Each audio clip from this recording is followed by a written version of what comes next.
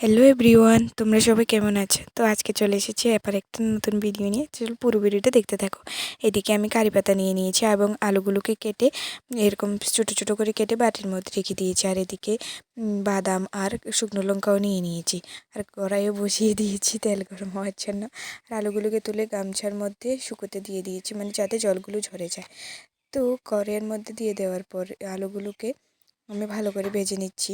এই দেখো, এগুলো যতক্ষণ না পর্যন্ত বুটবুট করে উঠবে ততক্ষণ ভাজলে হবে না।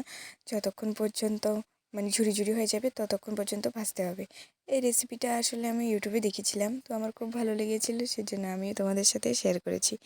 তো তোমাদের সবার কেমন লাগলো অবশ্যই জানাতে ভুলবে না।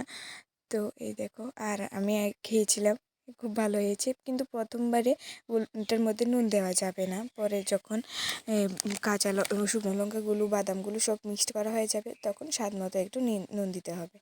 এই ঝুরি আলু ভাজাটা ডালের সাথে বা অন্য কিছু ডালের সাথে খেতে খুব বেশি ভালো লাগে আর